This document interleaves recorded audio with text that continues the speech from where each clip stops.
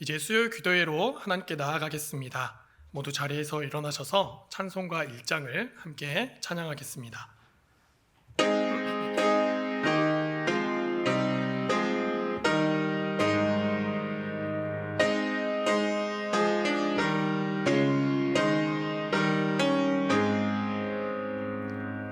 만국의 근원 하나님,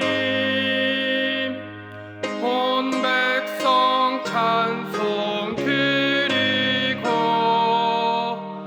저 천사여 찬송하세. 찬송 성부 성자 성령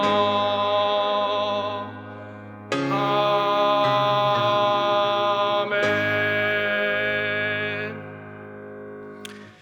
사랑과 은혜가 풍성하신 아버지 하나님, 오늘도 이 은혜의 자리에 나아올 수 있도록 우리를 인도하여 주시니 감사합니다. 특별히 지금은 사순절 기간을 보내고 있습니다. 주님의 십자가를 바라보며 한 주간 살면서 알고도 혹은 모르고 지은 죄를 주님 앞에 고백하며 회개하오니 우리의 죄를 용서하여 주시고 진리의 사랑 안에서 하나님의 의를 향한 삶으로 인도하여 주시옵소서. 또한 우리 승리교회가 주님의 몸된 교회로 세워졌음을 고백합니다. 주님의 뜻을 이루어 나가는 사명을 잘 감당할 수 있도록 교회의 모든 성도들에게 주의 권능과 능력을 더하여 주셔서 어두워진 세상을 밝힐 수 있는 빛의 사자들로 쓰임받게 하시옵고, 주님을 알지 못하거나 사랑의 손길이 필요한 이웃들에게 주님의 사랑을 나누며 온정을 베푸는 교회가 되게 하여 주시옵소서. 이 시간 하나님 앞에 올려드리는 우리의 예배가 거룩하고 참된 예배가 될 수 있도록 인도하여 주시옵고, 삶의 자리로 돌아가 세상 가운데 빛과 소금의 역할을 감당하며 생명력 넘치는 삶을 누릴 수 있도록 성령께서 인도하여 주시옵소서. 예수님의 이름으로 기도합니다. 아멘. 이제 자리에 앉으셔서 찬송가 9장 함께 찬양하겠습니다.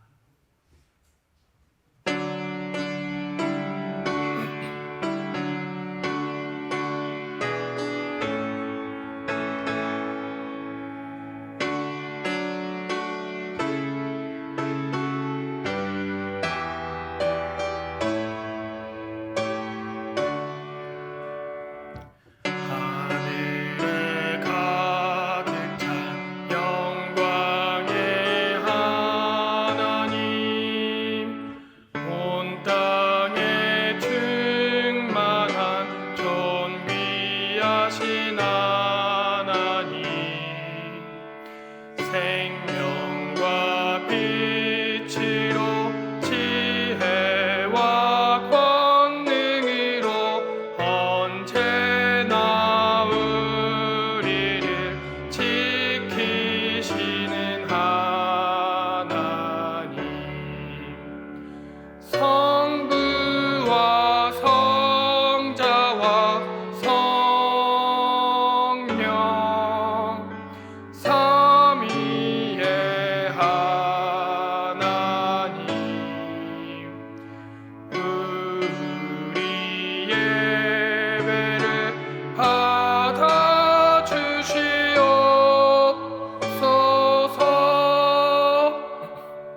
사랑이 넘치는 자비하신 하나님, 은혜가 풍성한 구원의 하나님,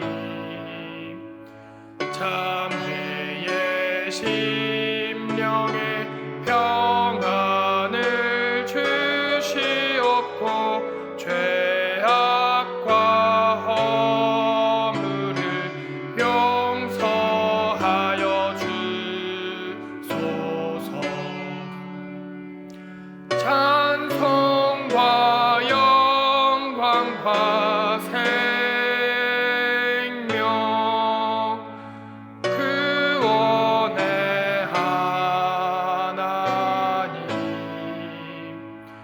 우리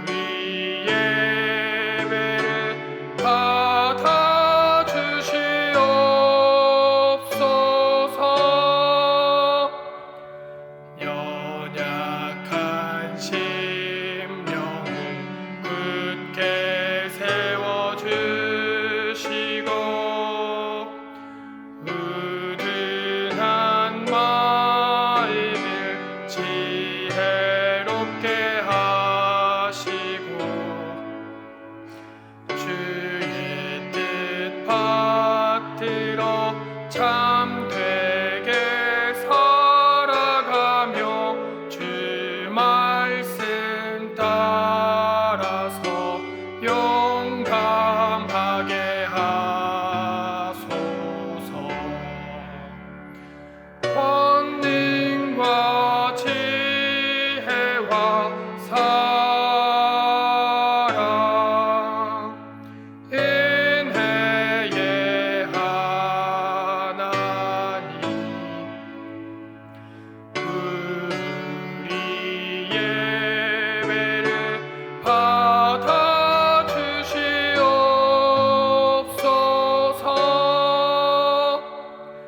주 앞에 나올 때 우리 마음 기쁘고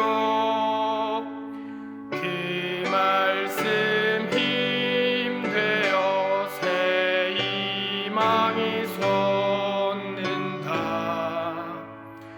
고난도 슬픔도 이기게 하시옵고 영원에 잇대어 살아가게 하소서. 우리의 자랑과 기쁨, 생명의 하나님, 우리 예배를 받아 주시옵소서.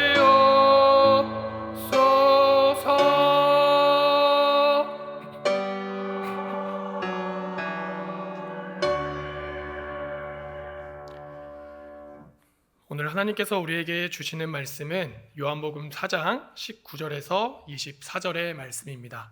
신약 148쪽쯤에 있습니다.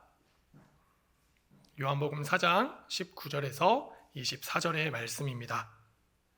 저와 여러분이 한 절씩 교독하겠습니다. 제가 먼저 19절을 읽도록 하겠습니다. 여자가 이르되 주여 내가 보니 선지자로소이다.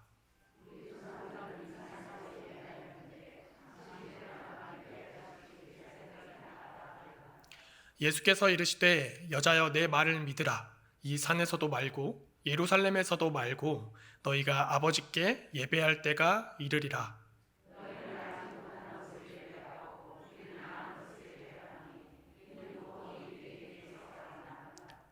아버지께 참되게 예배하는 자들은 영과 진리로 예배할 때가 오나니 곧 이때라. 아버지께서는 자기에게 이렇게 예배하는 자들을 찾으시느니라. 예배하는 자가 영과 진리로 예배할지니라. 아멘. 저는 하나님께 받은 특별한 은사가 하나가 있습니다.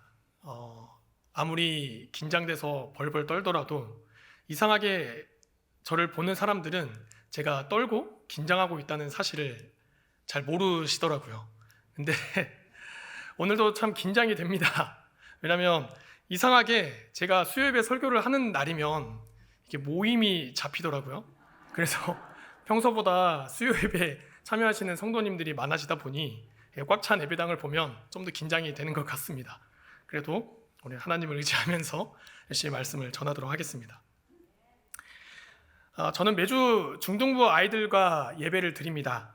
그런데 요즘 아이들을 보고 있으면 자꾸 제가 어렸을 때 교회 권사님들께서 저에게 해주셨던 그 말씀들이 생각이 납니다. 아유 이쁘다, 갈수록 쑥쑥 잘 크네, 이렇게 말씀을 하시죠. 근데 저는 어릴 때 그 말을 들을 때마다 속으로 그런 생각을 했습니다. 아니 매주 보면서 왜 항상 나에게 계속 큰다고 말씀을 하실까? 그 사이에 커봤자 얼마나 컸다고 나에게 저런 말씀을 하시나 라는 생각이 들었죠. 그래서 그냥 별다른 할 말이 없어서 하시는 말씀인가 보다 라고 생각하며 지나갔던 그런 기억이 있습니다. 그런데 제가 요즘에 우리 중등부 아이들을 보고 있으면 이제 권사님들께서 왜 그런 말씀을 해주셨는지 조금 이해가 되더라고요. 우리 아이들 이제 매주 볼 때마다 항상 이제 그런 생각이 듭니다. 정말 하루가 다르게 쑥쑥 자라고 있구나. 참 볼 때마다 너무 예쁘다라는 생각이 듭니다. 물론 아침 일찍 나오느라 머리를 감지 못해서 머리가 이게 눌려 있고 떠 있을지라도 그냥 예배 자리에 나오는 그 모습만으로도 참 예쁘게 느껴지는 것 같습니다. 이제 그러면서 또 한편으로는 그런 생각이 들기도 합니다. 아이들의 몸이 저렇게 커 가는데 과연 우리 아이들의 믿음은 잘 자라고 있을까라는 걱정이 들긴 하더라고요. 아이들의 믿음이 잘 자라나야 할 텐데 표면적으로 이게 드러나는 모습들을 보면 이 아이들이 잘 자라고 있는지를 도무지 알 수가 없습니다. 이제 예배 시간 때 아이들을 관찰해 보면 찬양할 때 아이들의 목소리를 들을 수가 없습니다. 뿐만 아니라 설교 시간엔 그래 졸지만 않아도 다행이다 라는 마음이 들 때도 있고요. 그리고 기도 시간엔 이 아이들이 그냥 눈 감고 자고 있는 것은 아닌가? 라는 생각이 들 때도 있습니다. 이대로 괜찮을까? 라는 생각이 들더라고요. 더욱이 코로나로 인해서 마스크를 쓰고 있다 보니 아이들의 표정을 확인할 수 없어서 더 혼란스럽게 느껴지곤 했습니다. 그래서 한동안 참 걱정이 많았습니다. 아이들의 신앙이 건강하게 자라나야 하는데 그저 시간만 허비하고 있는 것은 아닌가 라고 말이죠. 웨스트민스터 소요일의 문답을 보면 사람의 제일 되는 목적이 무엇인가에 대해서 이렇게 말하고 있습니다. 하나님을 영화롭게 하는 것과 영원토록 그를 즐거워하는 것이다 라고 말이죠. 그리스도인의 믿음이 잘 성장하고 하나님을 참되게 예배하는 것은 너무나 중요한 일입니다.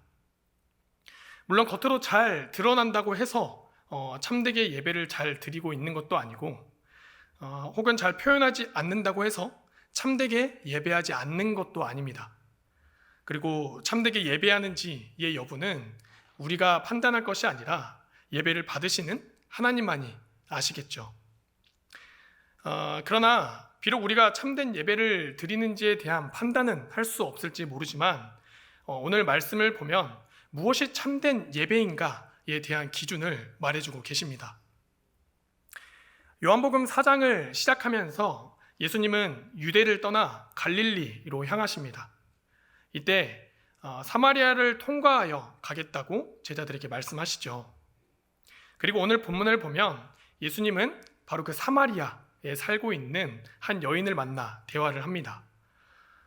유대인이셨던 예수님께서 사마리아 지역을 통과할 뿐 아니라 그곳에 살고 있는 한 여인과 대화를 나누었다는 것은 당시 사회적으로 아주 큰 이슈가 될 만한 사건이었습니다. 요한복음 4장 9절 말씀을 보면 이렇게 말하는데요. 유대 사람들과 사마리아 사람들은 상종하지 않았다라고 말합니다. 그들이 서로 상종하지 않았던 이유는 바로 이런 배경 때문이었습니다. 당시 사마리아인과 유대인은 모두 아브라함의 자손이자 가나안 정복 전쟁에 함께 참여했던 그런 족속들임에도 불구하고 서로 관계가 좋지 못했습니다. 왜냐하면 역사적으로 여러 사건들을 겪으면서 관계가 완전히 꼬여버렸기 때문이죠. 그래서 서로를 원수처럼 여기며 살아가게 되었습니다.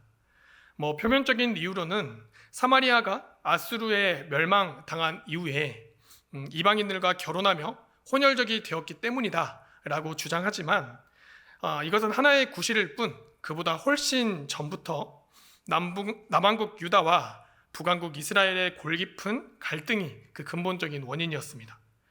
이후 주전 4세기에 이르러서 사마리아인들이 유대인들과 경쟁하며 그리심산에 성전을 세우기도 했고요.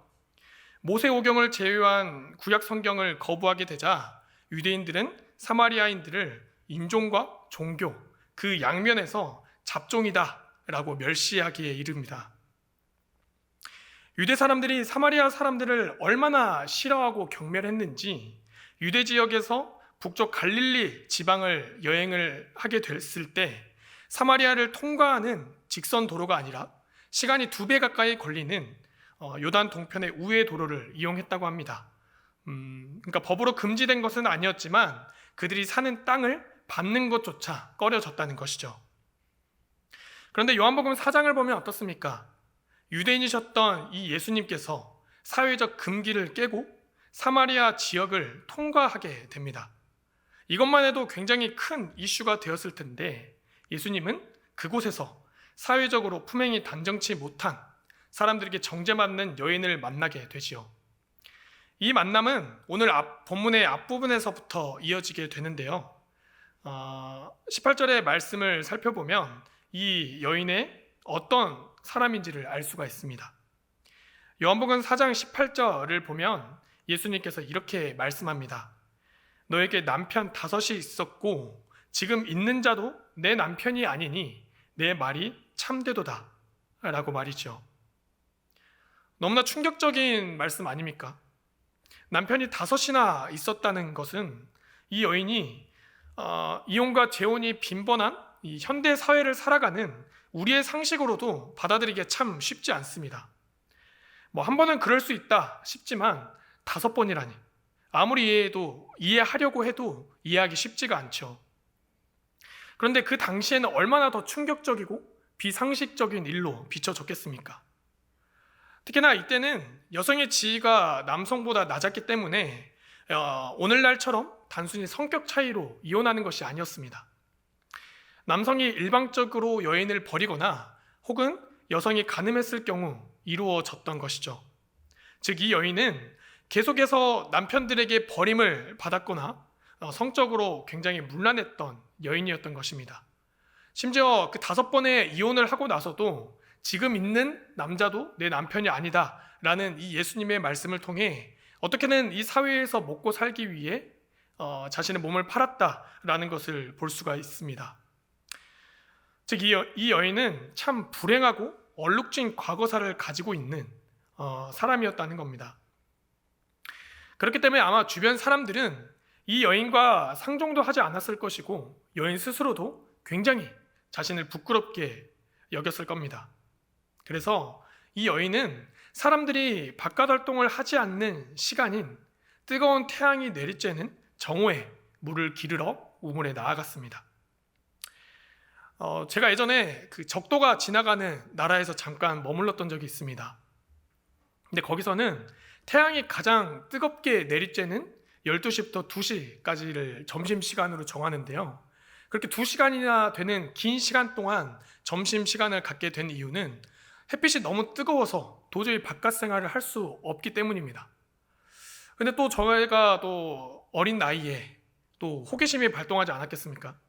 대체 더워봤자 얼마나 더울까? 햇빛이 뜨거워봤자 얼마나 뜨거울까?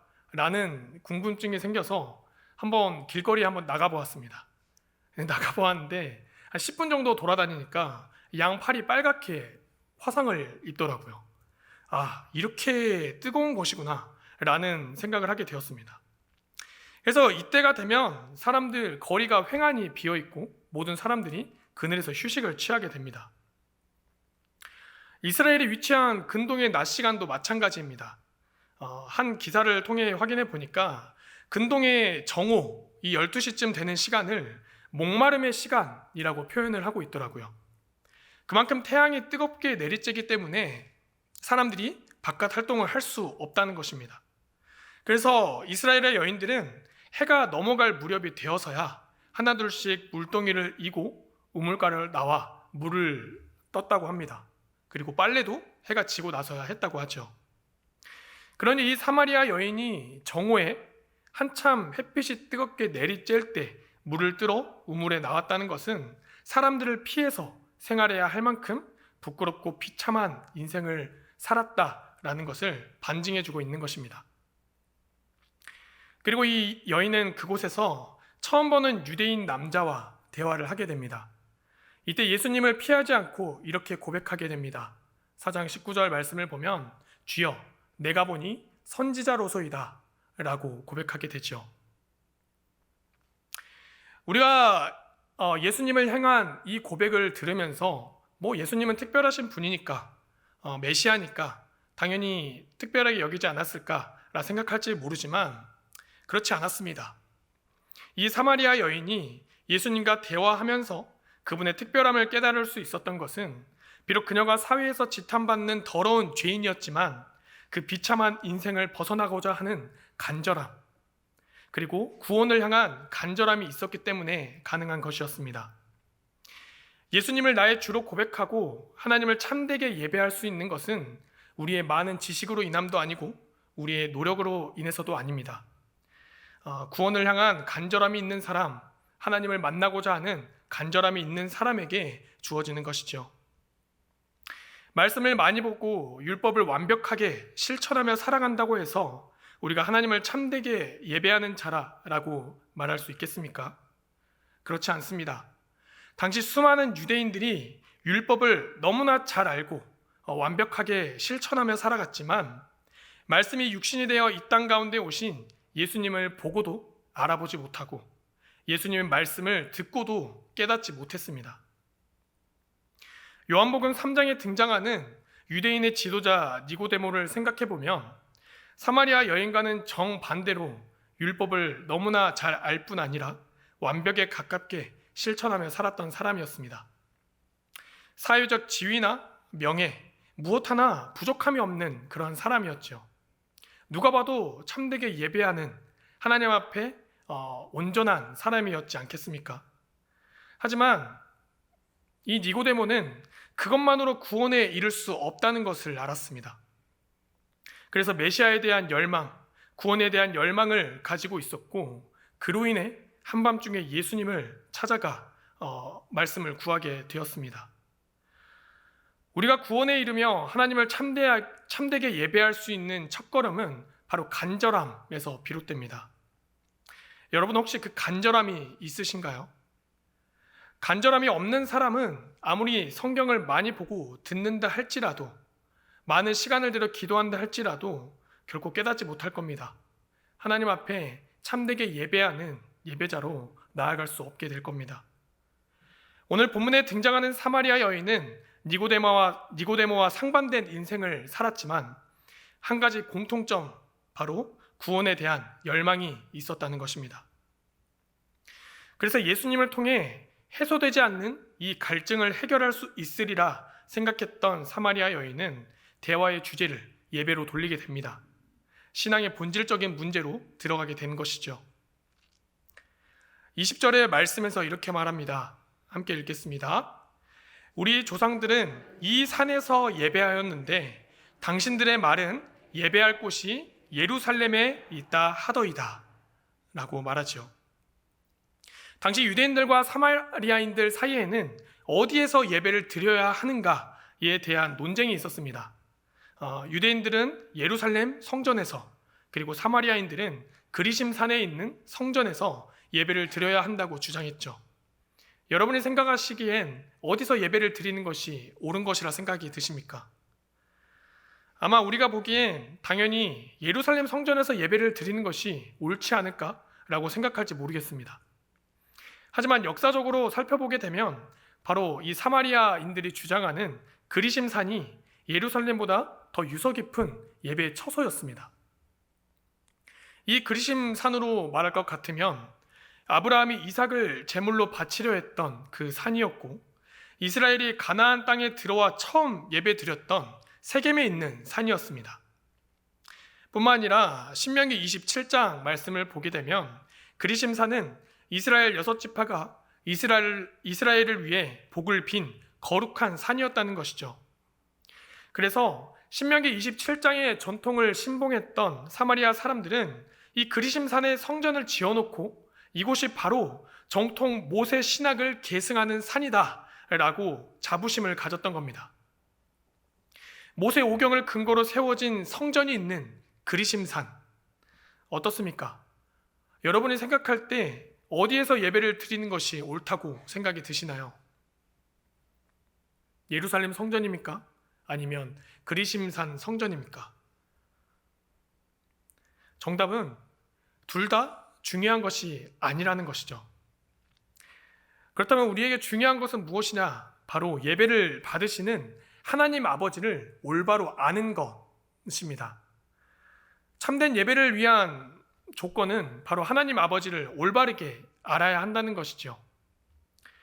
그래서 요한복음 4장 21절과 22절 말씀에서 예수님은 이렇게 말씀하고 계십니다. 함께 읽겠습니다. 예수님께서 이르시되 여자여 내 말을 믿으라. 이 산에서도 말고 예루살렘에서도 말고 너희가 아버지께 예배할 때가 이르리라. 너희는 알지 못하는 것을 예배하고 우리는 아는 것을 예배하노니 이는 구원이 유대인에게서 남이라.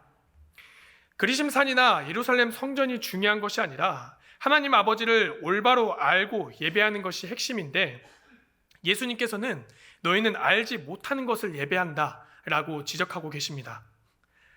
예수님은 왜 사마리아 사람들이 하나님 아버지를 올바로 알지 못하고 말씀하시는 겁니까?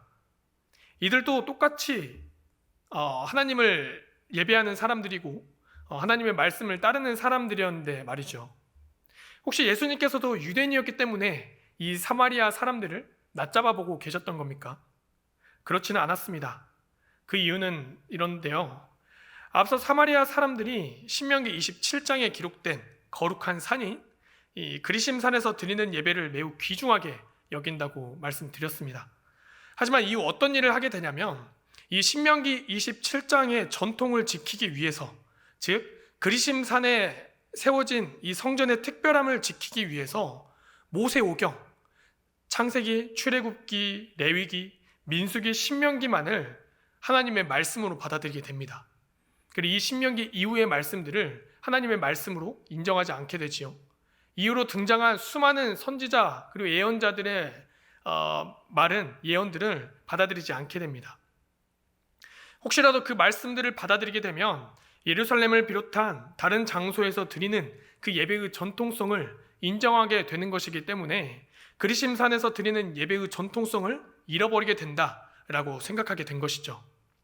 그래서 사마리아인들은 선지자들을 통해 약속된 하나님의 구원 계획을 들으려 하지 않았고 하나님을 올바로 알 수 없게 된 것입니다. 예배의 장소 그리고 형식과 전통, 너무나 중요한 요소들입니다. 하지만 그런 것들이 예배의 본질을 앞서서는 안 되는 것이죠. 우리가 공부할 때 그런 사람들이 있습니다. 어릴 때 제가 그랬는데요. 공부를 시작하기에 앞서 하는 행동들이 있지 않습니까? 책상을 정리하고 방을 청소하는데 한참 걸립니다. 오와 열을 맞춰서 책을 정리하고 스탠드의 각도와 필통의 위치까지 제가 정해진 그 장소 그리고 각도를 유지해야 합니다. 저만의 정해진 그 규정에 맞춰서 정리가 되어 있어야만 했죠. 또 정리가 되고 나면 무엇을 했냐면 계획표를 짜기 시작을 합니다. 근데 이 계획표도 그냥 함부로 짜면 안 됩니다. 자를 대서 깔끔하게 줄을 그어야 하고요. 그리고 과목별로 요일별로 형형색색 예쁘게 꾸며야만 했습니다. 그러니 얼마나 많은 시간이 들었겠습니까? 참 쓸데없는 짓을 많이 했죠. 아마 그 시간에 책을 한 번 더 봤더라면 더 좋은 성적을 얻었을 텐데, 과거로 돌아갈 수 있다면 과거를 저에게 꼭 전해주고 싶습니다. 물론 깔끔한 환경에서 그리고 잘 짜여진 계획에 따라 공부하면 너무나 좋겠죠. 하지만 본질은 그런 공부를 위한 준비가 아니라 책을 펴서 무엇이 적혀 있는지 그 내용을 확인하는 것 아니겠습니까? 공부를 위한 준비를 하다가 정작 책 한 번 들여다보지 못한다면 그 모든 과정이 무슨 의미가 있겠습니까? 우리가 예배를 드릴 때도 마찬가지입니다. 예배당을 잘 관리하고 예배 전통에 따라 정해진 순서를 잘 준비하는 건 너무나 귀합니다. 그러나 그 준비에 바빠서 정작 성경 한번 들여다보지 못하고 하나님이 어떤 분이신지, 무엇을 원하고 계시는지, 우리를 향해 어떻게 말씀하고 계시는지를 알지 못한다면 무슨 의미가 있겠습니까? 유대인이 사마리아인보다 더 나은 점은 바로 선지자들의 예언을 보고 들음으로써 이 사마리아인들보다 하나님 아버지를 올바로 알 수 있는 그 환경에 있었다는 것입니다. 우리도 마찬가지입니다. 심지어 우리는 구약의 39권에 더해서 신약 27권이 더해져 있지 않습니까? 뿐만 아니라 필요하면 더 많은 책과 영상을 통해서 하나님께서 우리에게 말씀하시고자 하는 그 진리가 무엇인지를 자세히 알 수가 있습니다. 그런 우리가 하나님을 올바로 알지 못한다라고 한다면 그것은 간절함이 없거나 혹은 열심의 방향이 잘못되어 있다라고 볼 수 있겠죠. 우리가 하나님을 향한 그 간절함 그리고 올바른 방향으로 열심을 사용해야 할 것입니다. 다음으로 참된 예배를 드리기 위한 조건은 바로 영과 진리로 예배를 드려야 한다는 것입니다. 요한복음 4장 23절과 24절의 말씀을 함께 읽어보도록 하겠습니다. 아버지께 참되게 예배하는 자들은 영과 진리로 예배할 때가 오나니 곧 이때라. 아버지께서는 자기에게 이렇게 예배하는 자들을 찾으시느니라. 하나님은 영이시니 예배하는 자가 영과 진리로 예배할지니라. 이때 영으로 예배를 드린다는 것은 하나님과의 교감을 의미합니다. 우리 가운데 성령이 충만하게 임하셔서 하나님과 인격적인 교제가 이루어진다는 것이죠. 말씀 속에 머물러 있는 하나님, 누군가가 전해주는 하나님이 아니라 지금 이 순간 나와 함께 하시는 하나님을 경험하는 일입니다. 설교를 시작하면서 우리 중등부 아이들에 대한 고민이 있다라고 말씀을 드렸습니다. 우리 아이들 겉으로만 보면 참 혼란스럽습니다. 대체 어떤 생각을 하고 있는지 도무지 알 수가 없기 때문이죠. 그런데요, 어느 날 중등부 선생님들께서 공과 공부를 마치고 나서 아이들이 나눈 이야기를 들려주시는데 정말 깜짝 놀랐습니다.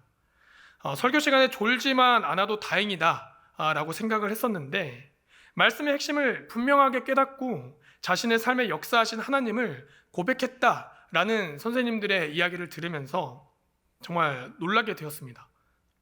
또한 수련회 기도회 때는 제가 앞에서 인도하느라 아이들을 제대로 볼 수가 없었는데요.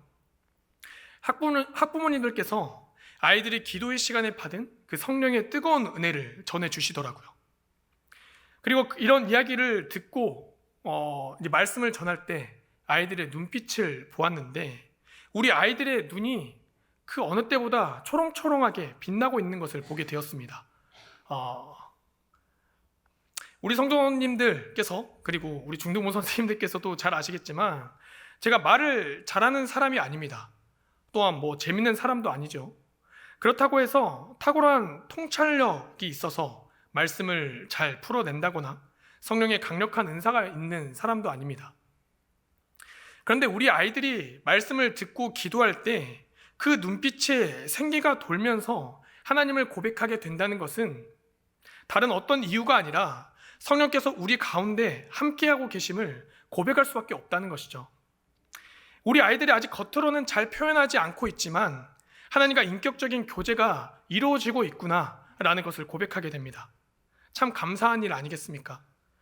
물론 아직 시간이 필요한 아이들도 있겠지만 하나님께서 우리 아이들을 얼마나 사랑하시고 은혜를 베풀어 주시는지 매주 성장해가는 그 아이들을 보면서 참 감격하고 감사하게 되는 것 같습니다.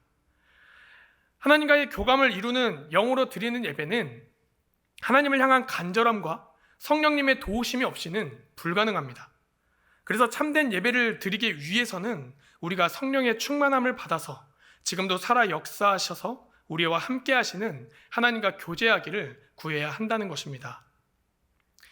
그리고 진리로 드리는 예배라고 말할 때 이 진리는 실체를 의미하는데요. 진리로 드리는 예배는 하나님의 말씀을 삶 속에 실천하는 것을 의미합니다. 예수님께서는 마태복음에서 이렇게 말씀하셨습니다. 마태복음 5장 16절의 말씀인데요. 이같이 너희 빛이 사람 앞에 비치게 하여 그들로 너희 착한 행실을 보고 하늘에 계신 너희 아버지께 영광을 돌리게 하라 라고 말씀합니다. 하나님의 말씀을 삶에서 실천함으로써 우리의 착한 행실을 통해 세상이 하나님께 영광을 돌리게 될 때 하나님께서 기뻐하시는 참된 예배가 완성된다는 것입니다. 사랑하는 승리교회 성도 여러분, 예배의 형식과 장소, 전통 너무나 중요한 요소들입니다. 하지만 이 모든 것은 하나님께 참된 예배를 올려드리기 위한 밑받침이 되지요. 하지만 그보다 더 중요한 것, 우리가 잊지 말아야 할 것은 예배의 본질을 기억하며 집중하는 것입니다. 구원에 대한 간절한 열망을 갖고 하나님을 올바르게 알아야 하며 영과 진리로 나아가야 합니다. 하나님께서는 이렇게 예배하는 자들을 찾고 계십니다. 이런 사람들을 참된 예배자로 인정해 주십니다. 오늘 우리에게 주신 이 말씀을 기억하면서 우리 성도님들 모두 하나님 앞에 참된 예배를 올려드리는 거룩한 예배자가 되기를 간절히 소망합니다. 이 시간 함께 기도하길 원합니다. 우리가 첫 번째로 기도하실 것은 오늘 말씀을 기억하면서 구원에 대한 간절한 열망을 갖고 하나님을 올바르게 알며 영과 진리로 참된 예배를 올려드리는 참된 예배자가 될 수 있도록 성령께서 인도하여 주시기를 함께 기도했으면 좋겠습니다. 또한 지금은 사순절 기간입니다. 우리를 위해 하늘의 영광을 다 버리고 이 땅에 오셔서 십자가에 달려 죽으신 예수 그리스도를 깊이 묵상하며 그 은혜와 사랑을 누리며 살아가는 우리가 되기를 함께 기도하겠습니다. 기도하시겠습니다.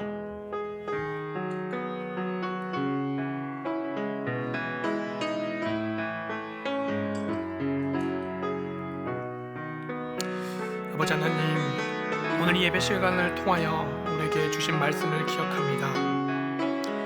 우리가 예배를 드릴 때 정말 본질에 집중하기를 원합니다. 우리를 향한 구원에 대한 간절한 열망을 갖고 하나님 아버지를 알아가기, 올바르게 아는 데 힘쓰기를 원합니다.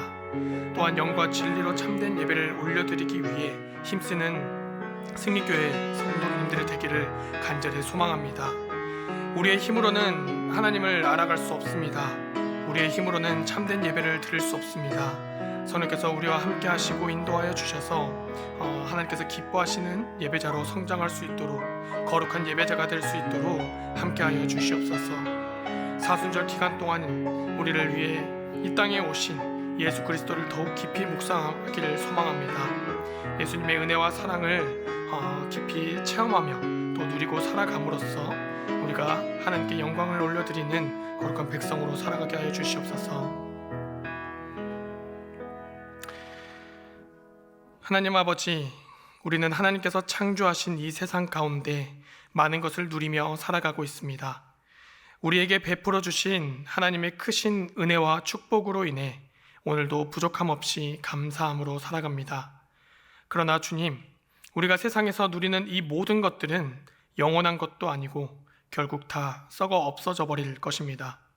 그렇게 영원하지 않은 것에 우리의 마음을 두지 않게 하시고 영원한 것, 곧 예수 그리스도의 십자가로 말미암은 구원과 하나님 나라에서 누리게 될 영원한 생명을 구하며 살아가길 간절히 소망합니다.